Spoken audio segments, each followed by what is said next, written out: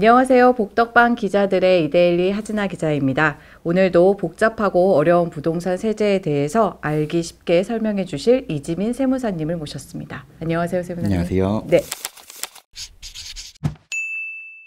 자, 오늘은 제가 상속에 관련된 사연 두 가지를 준비해 봤는데요. 먼저 첫 번째 사연부터 들어가 보도록 하겠습니다. 아버지가 돌아가셔서 조정 대상 지역에 있는 주택을 어머니와 아들이 지분 50%씩 상속받았습니다.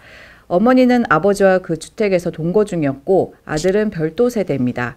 상속 전 어머니는 빌라 한 채, 아들은 주택 한 채 소유 중이었고요. 상속받은 지 2년 경과 후 상속주택을 처분하게 됐습니다. 양도세 신고는 각각 해야 하나요? 조정 대상 지역이라서 중과세 대상이 되나요? 이런 사연이 왔네요. 어떻게 보셨어요, 세무사님? 일단 간단한 것부터 말씀을 드리면 양도소득세는 양도하는 개인별로 부과되는 세금입니다. 즉 공동명의라고 할지라도 소유자별로 각각 비과세를 판단해야 되고 과세 대상에 해당이 된다라고 하면 각각 양도소득세 신고 납부를 해야 되는 것입니다. 그러면 주택 한 채를 양도한 경우에도 공동 명의자인 이 어머니와 아들이 각각 양도세 신고를 해야 되는 거네요. 그러면 이거는 또 비과세도 각각 따져봐야 될 것 같은데 좀 분류해서 말씀을 한번 설명을 좀 부탁드릴게요. 네, 말씀하셨던 대로 비과세는 어머니와 아들을 기준으로 각각 판단해야 됩니다. 근데 그 전에 공동상속주택에 대해서 간단히 언급드리겠습니다. 상속으로 인해서 주택을 상속받았는데 그 주택을 공동으로 상속받은 경우를 공동상속주택이라고 하는데 이 공동상속주택은 가장 지분이 큰 사람의 주택수에 포함되게 되어 있습니다. 예를 들어서 60%를 어머님이 받았다면 어머님 주택이 되는 거고 40%인 아들은 주택이 아닌 것으로 보는 겁니다. 그런데 지금의 경우에는 50대 50을 받으셨으니까 이 경우에는 지분이 동일하면 그 주택에서 거주했던 분, 만약에 거주를 하지 않았다면 다음 순위인 최연장자인 상속인 순으로 주택으로 보게 되어 있는 것입니다. 그럼 이 경우에는 50% 지분이 동일하면은 어머니는 이제 같이 아버님이랑 거주를 하고 계셨다고 하니까 그러면은 어머니가 소유하는 걸로 이렇게 해석을 하면 될까요? 네, 맞습니다. 지금의 경우에는 그 공동상속주택은 어머님의 소유로 보아야 되는 거고 아들의 소유가 아닌 것으로 보아야 됩니다. 다시 비과세 판단으로 돌아가서 어머니부터 따져보겠습니다. 어머니의 경우에는 기존에 1주택을 가지고 계셨다고 하셨습니다. 그러면 어머니는 아버지와 동일 세대원이니까 그러면 어머니와 아버지가 각각 1주택씩 2주택을 가지고 계신 경우였습니다. 네. 애초부터 2주택자셨다는 거죠. 아버님께서 돌아가셔서 상속으로 주택을 받았다고 하더라도 그 경우에는 애초부터 2주택이 된 것이지 상속으로 인해서 부득이하게 2주택이 되신 경우가 아니므로 상속주택 특례와 같은 규정을 적용할 수 없습니다. 따라서 어머니의 경우에 상속받은 주택을 양도하거나 기존에 있는 주택을 양도하는 경우에는 2주택으로 보아서 비과세 혜택을 받으실 수가 없습니다. 그러면 정리를 해보자면 아버님이 돌아가시기 전에도 2주택자셨고 그리고 돌아가신 이후에도 2주택자이기 때문에 이걸로 인해서 혜택을 받거나 뭐 이런 거는 전혀 없다. 이렇게 정리하면 되겠죠? 이번에는 아들의 경우를 보겠습니다. 아들은 아버지와 별도 세대를 구성하고 있었습니다. 그래서 아버지의 주택과 아들의 주택은 이제 무관한 것이죠. 그렇죠. 아들 입장에서는 기존에 1주택을 가지고 있는 상태에서 아까 말씀드린 공동상속주택을 상속받은 것입니다. 말씀드렸다시피 그 공동상속주택은 이번 경우에는 아들의 소유가 아닙니다. 그래서 1주택인 아들이 상속주택을 받았다 하더라도 본인의 주택수에 포함이 되지 않기 때문에 기존 주택을 양도하는 경우에는 비과세 혜택을 받으실 수 있습니다. 근데 지금 사연의 경우에는 오히려 상속받은 주택을 양도하시는 경우잖아요. 그때는 그런 특례 규정을 적용받을 수 없습니다. 그래서 그렇게 기존 주택이 아닌 상속주택을 양도하는 경우에는 비과세 혜택을 받을 수 없고 일반적인 양도소득세로 과세가 되어야 됩니다. 그럼 이거 말씀해 주신 요 사연과 달리 만약에 아드님이 기존에 갖고 있던 주택을 먼저 처분하고 그 다음에 상속받은 주택을 양도했다고 하면 그러면 비과세 혜택을 받을 수도 있었겠네요. 네, 맞습니다. 만약에 기존 주택을 먼저 팔고 그리고 그 다음 순서로 상속주택을 팔면 둘 다 비과세 혜택을 받으실 수 있습니다. 물론 보유 요건이나 거주 요건 등의 다른 요건도 충족해야겠지만 그런 요건들을 다 갖추면은 둘 다 비과세를 받으실 수 있습니다. 그러면 상속주택은 이게 양도하는 순서가 조금 관건이 될 것 같습니다. 근데 그럼 이 경우에는 어머니와 아들 둘 다 이제 조정 대상 지역 내에 있기 때문에 이제 양도세 중과가 대상이 되는 거죠, 그러면? 일단은 중과 대상에 대해서 간단히 말씀드리면 다주택자가 조정 대상 지역에 있는 주택을 양도하는 경우에는 20% 또는 30%가 가산된 중과세율이 적용되고 장기 보유 특별공제를 적용할 수 없게 됩니다.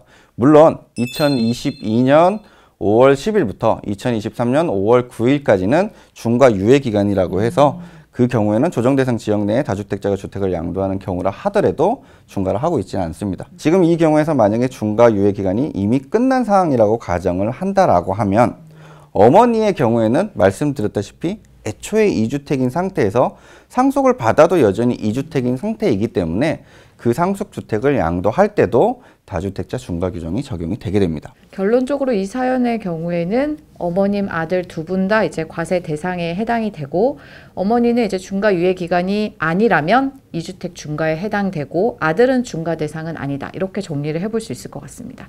사연 보내신 분께서 잘 참고하시면 좋을 것 같습니다. 이제 두 번째 사연으로 한번 넘어가 볼게요. 돌아가신 아버지 명의로 조정 대상 지역에 단독주택이 있습니다. 개별 주택 가격이 10억 원이며 현재 시세는 20억 원 정도 예상을 하고 있습니다. 아버님, 어머님 두 분이 함께 10년 이상 그 주택에서 거주를 했고 별도 세대 자녀 2명이 있습니다. 어머니는 다른 주택은 없으나 자녀는 각각 한 주택씩 보유하고 있습니다.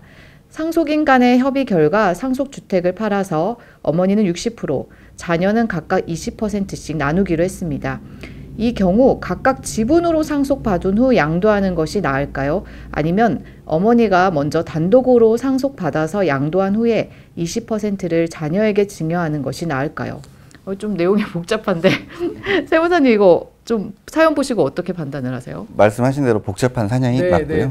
실제로는 따져봐야 될 게 많은데 일단은 그 단독주택을 언제 양도할지를 기준으로 크게 먼저 구분해야 됩니다. 만약에 예를 들어서 1년 3개월 이내에 그 단독주택을 팔아야 한다. 뭐 개인적인 사정에 따라서 그렇게 팔아야 된다라고 하시면 그 내용이 조금 달라질 수 있습니다. 만약에 1년 3개월 이내에 양도를 한다라고 하면 그 단독주택을 팔았던 양도한 금액이 상속세 계산할 때 상속받은 금액으로 평가되게 되어 있습니다.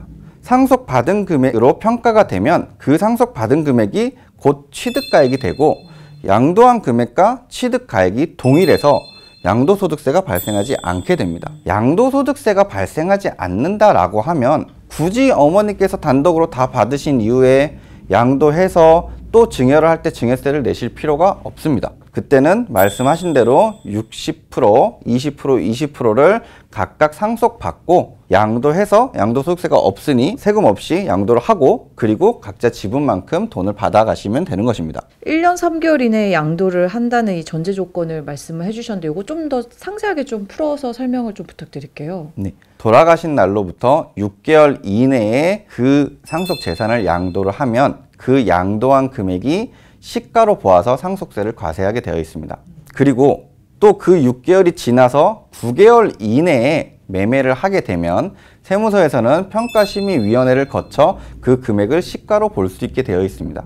결국은 양도한 금액을 시가로 볼 수 있고 그 시가로 본 금액이 상속세의 결정 금액이 되면 그 금액이 곧 상속받은 금액이 되고 상속받은 금액이 곧 취득가액이 되니 양도한 금액, 상속받은 금액, 취득가액이 다 동일해서 양도 차익이 없으므로 양도세가 발생하지 않게 되는 것입니다. 아, 그래서 6개월, 9개월 이렇게 해서 1년 3개월 이렇게 얘기를 하는 거네요. 그럼 1년 3개월이 지나서 양도를 하게 되면 요거 계산이 좀 달라질까요, 그러면? 네, 그 경우에는 각각 경우별로 세액을 비교해 볼 필요가 있습니다. 만약에 각자 지분대로 상속을 받아서 양도를 한다면 물론 어머니의 경우는 다른 주택이 없으니 1세대 1주택 비과세 규정을 적용받아서 세금이 적겠지만 나머지 자녀분들은 기존에 주택도 있는 상태이기 때문에 비과세 혜택을 받을 수 없고 어머니보다는 비교적 많은 세금이 나오실 거예요.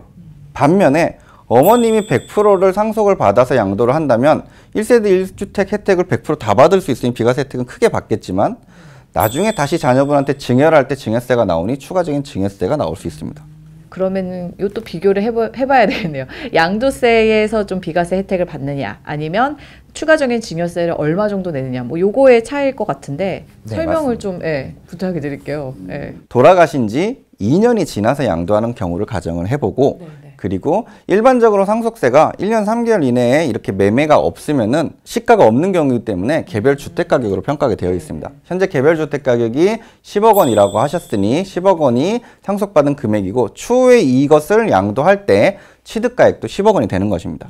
그리고 2년 있다가 팔 때 지금 현재 시세인 20억에 양도한다고 가정을 하고 계산을 해보면 우선은 말씀하셨다시피 어머님이 60%, 각각의 자녀가 20%씩 받아서 양도하는 경우를 계산해보면 어머니의 경우에는 1세대 1주택 특례를 받으실 수 있으니 60% 지분에 대한 양도소득세가 대략 7,800만 원 정도 발생합니다. 그런데 자녀분들은 기존에 다른 주택을 가지고 있어서 비과세 혜택을 받을 수 없어서 20%임에도 불구하고 양도소득세가 약 6,100만 원씩 발생하게 됩니다. 각 세 분의 양도소득세를 모두 합하면 2억 원 정도의 양도소득세가 발생하게 됩니다. 반면에 어머님이 100% 지분을 받아서 양도한 경우를 가정해보면 어머님은 1세대 1주택 비과세 혜택을 받으실 수 있으므로 100% 지분을 받았다고 하더라도 20억에 양도할 경우 양도소득세가 약 1억 4,700만 원 정도가 발생합니다. 그런데 양도소득세는 비교적 적지만 추후에 자녀분들이 받아야 할 돈 4억 원씩을 각각 증여를 하게 되면 그 증여세가 약 5,800만 원씩 발생하게 됩니다. 그러면 처음 발생했던 양도소득세와 추가로 증여했을 때의 증여세를 다 합하면 전체 2억 6,400만 원 정도가 발생하게 됩니다. 그러면은 이거 지분대로 먼저 상속을 받는 것이 좀 비교적 양도세를 좀 적게 낸다 이렇게 봐도 될까요? 반드시 그런 것은 아닙니다. 지금의 경우에는 2년 있다가 양도를 한결 강정했기 때문에 장기 보유 특별공제나 이런 부분은 고려하지 않았지만 장기간 거주하다가 양도를 한 경우에는 장기 보유 특별공제 혜택이 크기 때문에 지금 이렇게 지분으로 받는 것보다 어머님 단독으로 받아서 증여하는 경우가 오히려 세금이 더 적을 수도 있습니다. 따라서 경우별로 주택을 언제 양도할지에 따라서 판단해 볼 필요가 있습니다. 그리고 여기서는 별도로 말씀을 안 드렸지만 1년 3개월 이내에 파는 것과 1년 3개월 이후에 파는 것이 상속세도 달라질 수 있습니다. 아, 그렇죠. 또 어머님이 증여하시는 부분이 나중에 추후 어머님 상속세에도 영향을 미칠 수 있습니다. 간단히 양도세와 증여세 관련돼서만 말씀을 드렸지만 이것은 실제로 이런 사례들은 상속세부터 시작해서 모든 케이스를 다 한번 검토해 본 뒤에 진행을 하셔야 됩니다. 그렇군요. 단순히 지금 저희는 이제 양도세 관련 또 증여세 이렇게만 좀 얘기를 해봤는데 말씀하신 대로 상속세부터 다 좀 따져보시고 어느 것이 좀 현명한 판단일지는 비교하시고 결정을 하셔야 될 것 같네요. 자, 오늘은 제가 상속세와 관련해서 두 가지 사연을 좀 다뤄봤는데요. 혹시나 궁금한 내용이나 또 이제 상담받고 싶은 내용이 있으시면 아래 메일이나 아래 댓글로 남겨주시면 저희가 또 영상 만드는데 또 큰 도움이 될 것 같습니다. 세무사님 오늘 너무 고생 많으셨습니다. 감사합니다. 감사합니다.